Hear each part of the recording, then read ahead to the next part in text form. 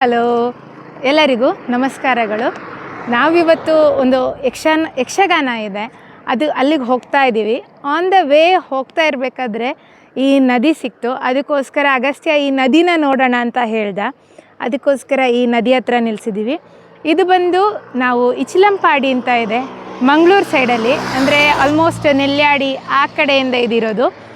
So ಈ ನದಿ ಹತ್ರ ನಿಂತಿದ್ದೀವಿ. ಕಂದ, ಯಕ್ಷಗಾನ ನೀನು ಯಾಕೆ ನೋಡ್ಲಿಕ್ಕೆ ಹೋಗ್ತಾ ಇರೋದು? ನಿಮಗೆ ಯಾರೆಲ್ಲ ರಕ್ಕಸರು ಗೊತ್ತುಂಟು ಯಕ್ಷಗಾನದಲ್ಲಿ? ಹೇಳು ನೋಡುವ. ಹಾಂ, ಯಾರೆಲ್ಲ ರಕ್ಕಸರಿದ್ದಾರೆ? ಹಾಂ, ಯಾರು ರಕ್ಕಸ? ಮಹಿಷಾಸುರ. ಹಾಂ, ಮತ್ತೆ ಚಂಡಮುಂಡ, ಮತ್ತೆ ರಕ್ತಬೀಜಾಸುರ, ಮಧುಕೈಟಭ. ನಾವಿವತ್ತು ನೋಡ್ತಾ ಇರೋ ಯಕ್ಷಗಾನ ಬಂದು ದೇವಿ ಮಹಾತ್ಮೆ. ಸೊ ಆನ್ ದ ವೇ ಹೋಗ್ತಾ ಇದ್ದೀವಿ. ಅದಕ್ಕೋಸ್ಕರ ಇಲ್ಲಿ ಒಂದು ವ್ಯೂ ಚೆನ್ನಾಗಿದೆ ಅಂತ ಹೇಳಿಬಿಟ್ಟು ಸಂಜೆ ಹೊತ್ತಲ್ಲಿ ಸ್ಟಾಪ್ ಕೊಟ್ಟು ನಿಂತ್ವಿ. ಹಾಗೆ ಈ ವ್ಲಾಗ್ ನಾವು ಅಲ್ಲಿ ಹೋದ್ಮೇಲೆ ಯಕ್ಷಗಾನದಾಗಿರುತ್ತೆ. ಬನ್ನಿ.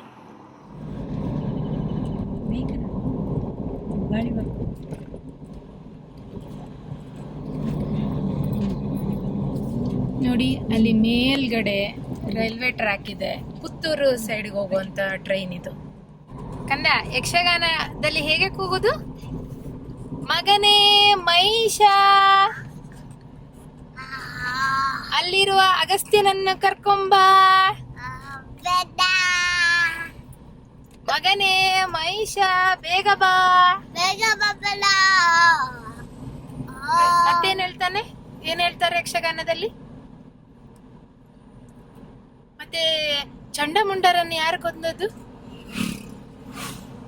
ಯಾವ ಕಾಳಿ? ಮಹಾಕಾಳಿಯ. ಮತ್ತೆ ಏನ್ ಮಾಡಿದ್ರು ಅವರು? ಮಹಾಕಾಳಿಯ. ಮಗನೇ ಮಹಿಷ, ಅಲ್ಲಿ ನೀಲಿ ಬಟ್ಟೆ ಹಾಕಿರುವ ಮಗುವನ್ನು ಕರ್ಕೊಂಬ.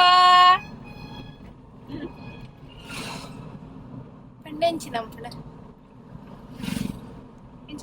ಪಂಡ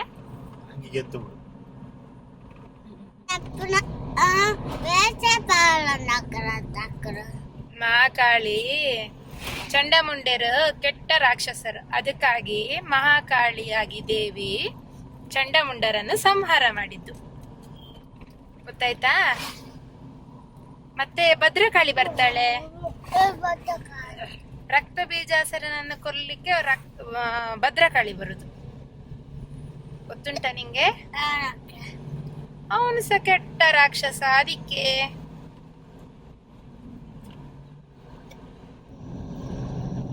ಈ ವೇ ಬಂದು ಸುಬ್ರಹ್ಮಣ್ಯ ಹತ್ರ ಇರೋ ಪಂಜ ಅಂತ ಪ್ಲೇಸು. ಇದು ಸ್ವಲ್ಪ ಕಾಡು ದಾರಿ. ಆಲ್ರೆಡಿ ಅಲ್ಲಿ ಹೊರಗಡೆ ಬೋರ್ಡ್ ಹಾಕಿದ್ದಾರೆ, ಇಲ್ಲಿ ಕಾಡೆಮ್ಮೆ ಎಲ್ಲ ಇದೆ ಅಂತ. ಕಾಡೆಮ್ಮೆ ಬಂತ ಇಲ್ವಾ? ಈಗ ಕಾಡೆಮ್ಮೆ ಬಂದ್ರೆ ಯಾರನ್ನು ಕೊಡುದು ಈಗ ನಮ್ಮಲ್ಲಿ? ಅಪ್ಪನನ್ನು ಕೊಡುದಾ, ನನ್ನನ್ನು ಕೊಡುದಾ, ಬೇರೆಯವರನ್ನು ಕೊಡುದಾ? ಇಲ್ಲ, ಈ ಕಾರಿಂದ ಒಬ್ರು ಬೇಕು ಅಂತ ಹೇಳಿದ್ರೆ ಏನ್ ಮಾಡುದು? ಯಾರನ್ನು ಕೊಡುವ? ದೊಡ್ಡನನ್ನು ಕೊಡುವನಾ? ಅಪ್ಪನನ್ನು ಕೊಡುವನಾ? ಅಮ್ಮನನ್ನು ಕೊಡುವನಾ? ಯಾರು ಬೇರೆಯವರು? ಈ ಕಾರಲ್ಲಿ ಇರುವವರು ಬೇಕು. ಅವರನ್ನು ಕೊಡುದ? ಅಜ್ಜಿಯನ್ನು ಕೊಡುದ? ಈ ಕಾರಿನಿಂದ ಒಬ್ರು ಬೇಕು ನನಗೆ ಅಂತ ಕಾಡೆಮ್ಮೆ ಹೇಳ್ತದೆ. ಹೌದಾ? ನಾವಿಲ್ಲಿ ರೀಚ್ ಆದಾಗ ಆಲ್ರೆಡಿ ಕತ್ಲೇನಾಗಿತ್ತು ಮತ್ತು ಆಲ್ರೆಡಿ ಯಕ್ಷಗಾನ ಸ್ಟಾರ್ಟ್ ಆಗಿತ್ತು.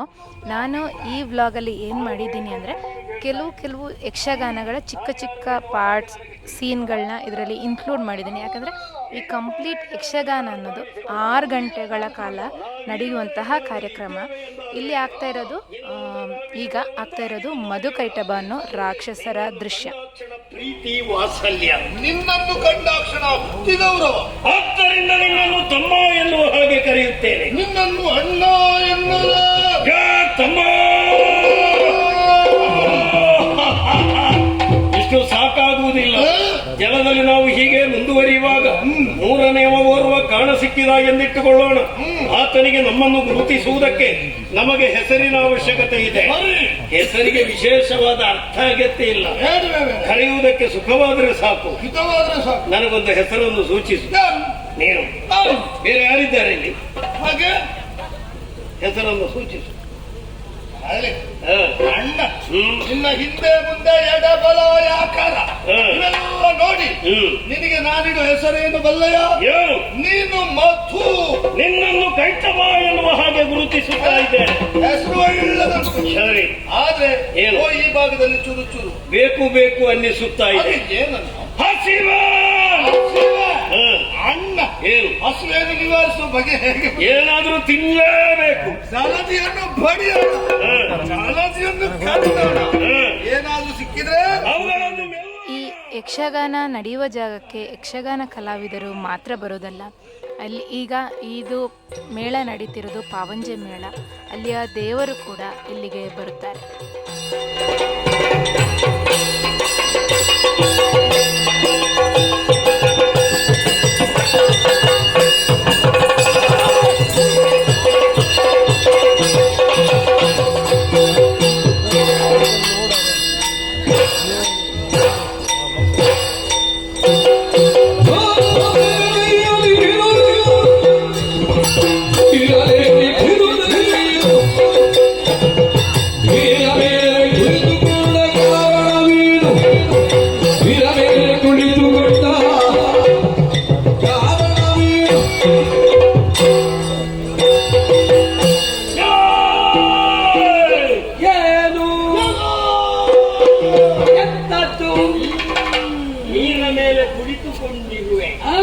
ನಿನ್ನಷ್ಟಕ್ಕೆ ನೀನು ನಗುತ್ತಿರುವೆ. ಯಾರು ಎನ್ನುವ ಹಾಗೆ ಹೇಳು. ಏನು? ನಾವು ಒಬ್ಬ ಪೋರನನ್ನು ಕಂಡೆವು. ಅವನು ನಮ್ಮನ್ನು ಕಂಡ. ಹೌದೇ? ಭಯಗೊಂಡ ಓಡಲಾರಂಭಿಸಿದ. ಅಟ್ಟಿಸಿಕೊಂಡು ಹೋದೆವು. ಆಗ ಅವ ಎಲ್ಲಿ ಜಾರಿ ಹೋದ ಅಂತಲೇ ಗೊತ್ತಾಗಲಿ. ತಪ್ಪಿಸಿದನೆ. ಹಾಗೇ ಅವನು ಹುಡುಕುವ ಕಾಲದಲ್ಲಿ ನನ್ನ ಮುಂಭಾಗದಲ್ಲಿ ನಿನ್ನೊಬ್ಬ ನಿನ್ನನ್ನು ಕಂಡ. ಹೋದ ಅಲ್ಲವೇ ಭಂಡ. ಹಾಗಾಗಿ ಭಂಡನಾದಂತಹ ನಿನ್ನಲ್ಲಿ ಒಂದು ಪ್ರಶ್ನೆ. ಏನೋ? ಅವರನ್ನು ತೋರಿಸು. ಅವನ ವಿಷಯ ಅಂತಿರದು. ನೀವು ಯಾರು? ಧೀರ ವೀರ ಕೈಟಭ ಮಧು. ನೀವು ಇತ್ತೀಚಿನ ದಿನಗಳಲ್ಲಿ ಅಗಸ್ತ್ಯನಿಗಂತೂ ಯಕ್ಷಗಾನ ತುಂಬ ಇಷ್ಟ ಆಗ್ತಿದೆ. ಅದಕ್ಕೋಸ್ಕರನೇ ನಾವು ಈ ರೀತಿ ಯಕ್ಷಗಾನ ಎಲ್ಲ ಇದ್ದಾಗ ಹೋಗ್ತಾ ಇರೋದು. ಅವನಂತೂ 1 ನಿಮಿಷನೂ ಕಣ್ಣು ಮಿಟಕ್ಸ್ದೇನೆ full complete Yakshagana. Last time ಒಂದು ಹೋಗಿದ್ವಿ, ಅಲ್ಲಿ 12 ಗಂಟೆ ತನಕ ಕೂತಿದ್ದ. ಸೊ ಕಂಪ್ಲೀಟಾಗಿ ರಾಕ್ಷಸರನ್ನ ನೋಡಿಕೊಂಡು ಎಂಜಾಯ್ ಮಾಡ್ತಾ ಇದ್ದಾನೆ. ಸ್ವಲ್ಪ ಜಾಗ್ರತೆ ಮಾಡಿಕೊಳ್ಳಿ. ಇವನೊಂದೊಂದೊಂದು ತೆಗೆದ್ರೆ ಮತ್ತೆ ನಮಗೆ ಜೀವನ ಮಾಡಬಹುದು. ಇವನೊಂದು ತೆಗಿಲಿಕ್ಕೆ ದಾರಿ ಉಂಟಲ್ಲ, ಸ್ವಲ್ಪ ಕಷ್ಟ ಉಂಟ ಅಂತ. ಇದಕ್ಕೆ ಕಷ್ಟ ಯಾರು ಹೇಳಿದ್ರು? ನನಗೆ 1000 ದಾರಿ ಉಂಟು ಇವನನ್ನು ತೆಗಿಲಿಕ್ಕೆ. ಒಂದು ಹೇಳಿ ಒಂದು ಯಾಕೆ 1000 ಹೇಳ್ತೇನೆ. ಈಗ ಆಗ್ತಿರೋ ಪಾಠ ಮಾಲಿನಿ. ಸೊ ಇವರಂತೂ ತುಂಬ ಚೆನ್ನಾಗಿ ಎಕ್ಸ್ಪ್ರೆಷನ್ಸು, ಡ್ಯಾನ್ಸು ತುಂಬ ಚೆನ್ನಾಗಿ ಮಾಡ್ತಾಯಿದ್ರು. ಇವ್ರ ಕಣ್ಣಿನ ಎಕ್ಸ್ಪ್ರೆಷನ್ಸ್ ಅಂತೂ ಸೂಪರ್ಬ್ ಆಗಿತ್ತು. ಮೋಹಿನಿ ಅನ್ನೋ ಪಾಠ ರಾಕ್ಷಸ ಮಹಿಷಾಸುರನ ತಾಯಿ. ಮಹಿಷ ಅನ್ನೋ ರಾಕ್ಷಸನ ತಾಯಿ.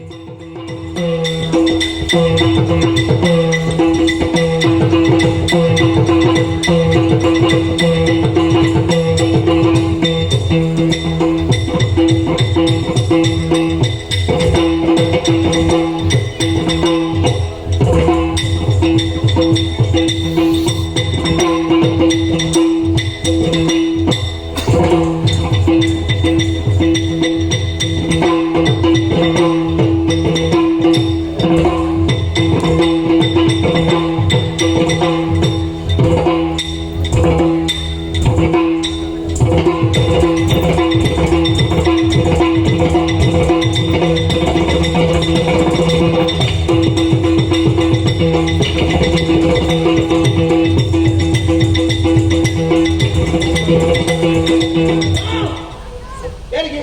ನನಗಲ್ಲ. ನಿಮಗಲ್ಲ ಅಂತ ಗೊತ್ತುಂಟು. ನನ್ನ ಮಗಳಿಗೆ ಗೊತ್ತುಂಟಮ್ಮ. ಸುಮ್ಮನೆ ಕೇಳಿದ್ ಯಾಕೆ?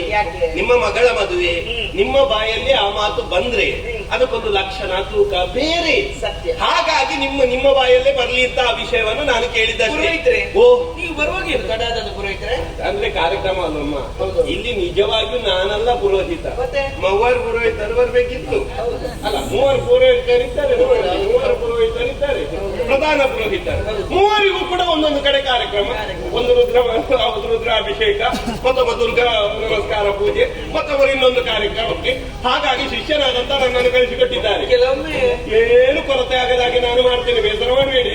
ನಾನು ಹೊಂದಿದ್ದೇನೆ ಎನ್ನುವ ಹಾಗೆ. ಇದು ಸರಿ ಸರಿ, ಇದೆಲ್ಲ ದಿಬ್ಬಣಿಗರಲ್ಲ. ಓಹೋ, ಪಾತಾಳದವರು, ಎಲ್ಲ ಶೋಣಿತಪುರದವರು. ಈ ಕಡೆಯವರೆಲ್ಲ ರಕ್ಕತಾರೆ, ಎಲ್ಲ ಎಲ್ಲರೂ ರಕ್ಕತಾರೆ.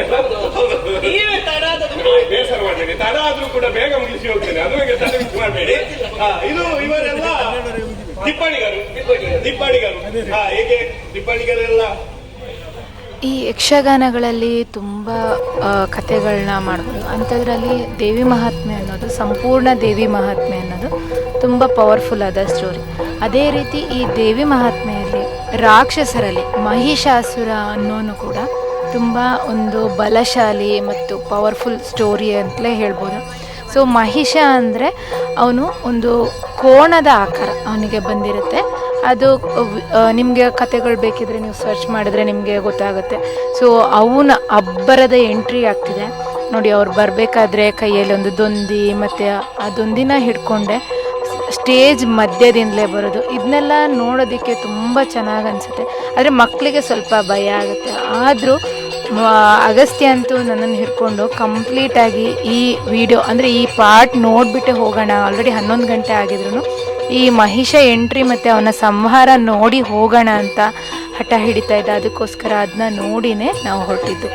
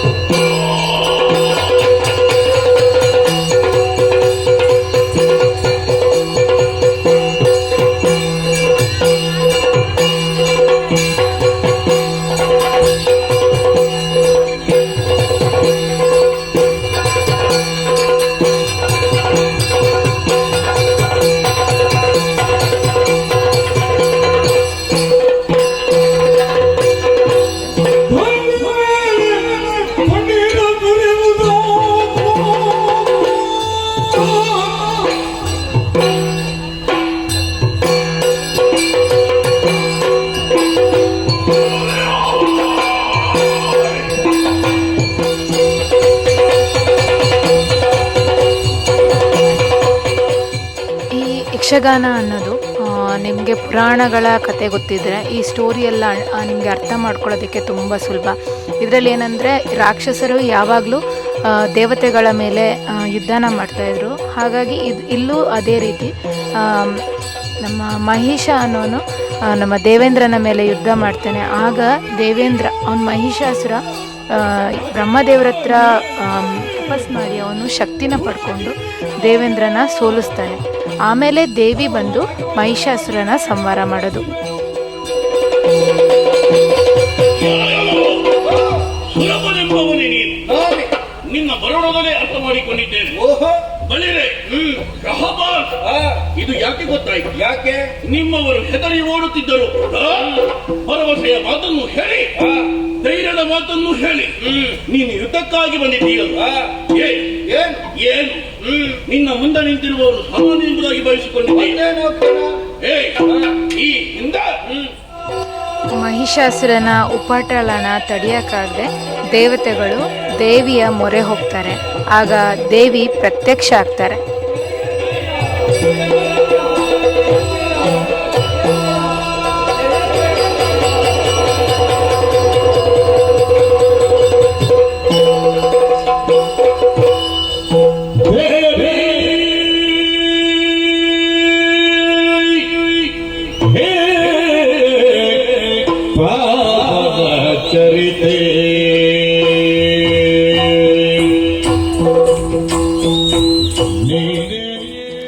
ಮಹಿಷಾಸುರನ ವಧೆ ಮಾಡೋದಕ್ಕೆ ದೇವಿ ಹೋಗಬೇಕಾದ್ರೆ ಪರ್ವತರಾಜ ಸಿಂಹವಾಹಿನಿಯಾಗಿ ಹೋಗಲಿ ಅಂತ ಹೇಳ್ಬಿಟ್ಟು ಸಿಂಹ ರೂಪ ತಾಳಿ ಬರ್ತಾರೆ. ಸೊ ಇದರ ಈ ದೇವಿ ಮಹಾತ್ಮೆಯ ಭಾಗವತಿಕೆ ಎಲ್ಲ ಪಟ್ಲ ಸತೀಶ್ ಅವ್ರದ್ದು ಇಲ್ಲಿ.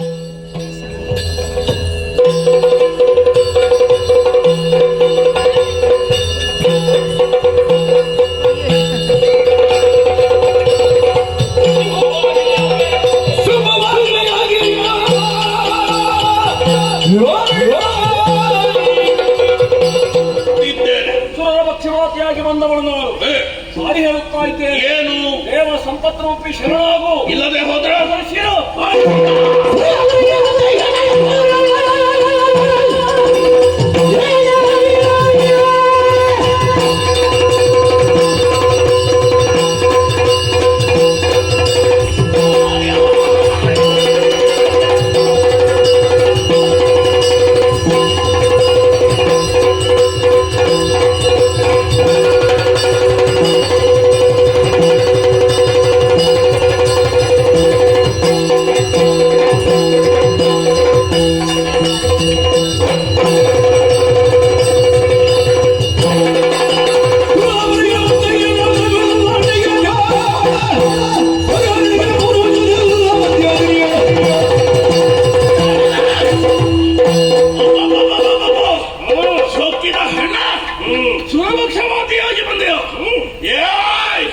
ನಿನ್ನ ಮುಂದೆ ನಿಂತಿರುವುದು ಸಾಮಾನ್ಯವಾಗಿ ವಹಿಸಿದೆ.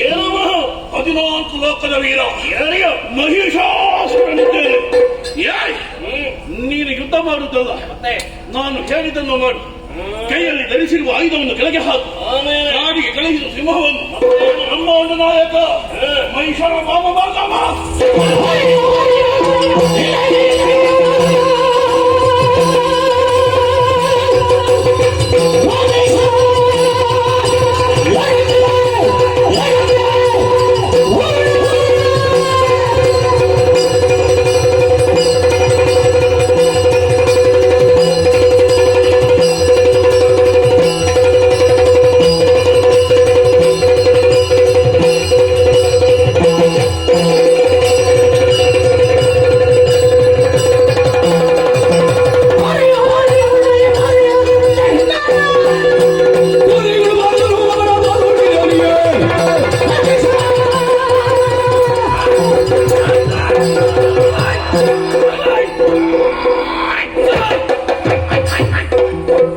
ತುಟಿ ಬಿಚ್ಚಿದೆಯಾದ ಜಾಗ್ರತೆ.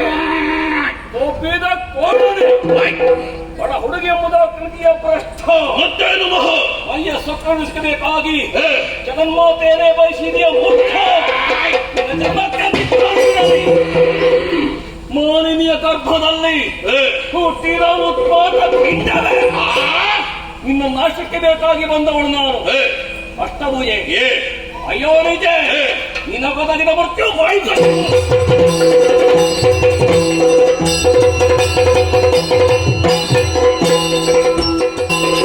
ಕೊನೆಗೂ ದುರುಳ ಮಹಿಷನ ಸಂಹಾರ ಆಯಿತು. ದೇವಿ ಅವನನ್ನು ಸಂಹಾರ ಮಾಡ್ತಾಳೆ.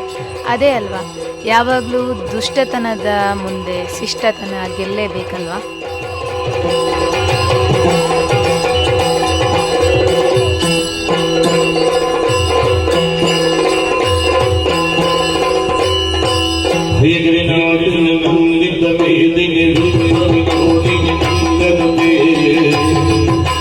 ಜಯ ಜಯ ಹೇ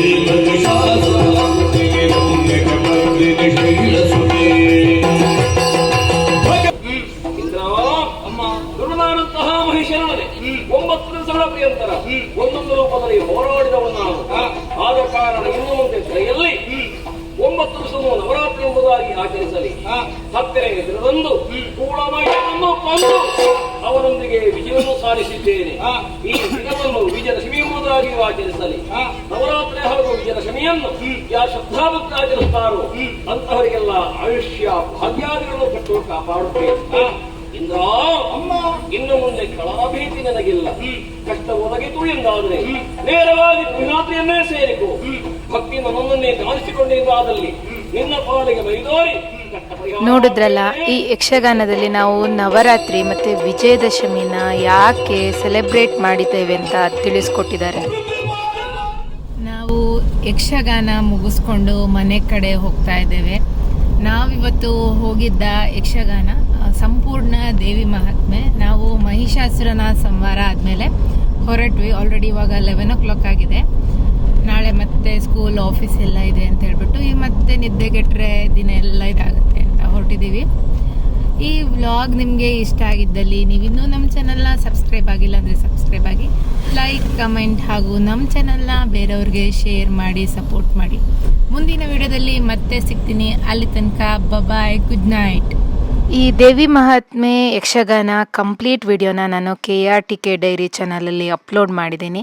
ಇಂಟ್ರೆಸ್ಟ್ ಇರೋರು ಚೆಕ್ ಮಾಡಿ.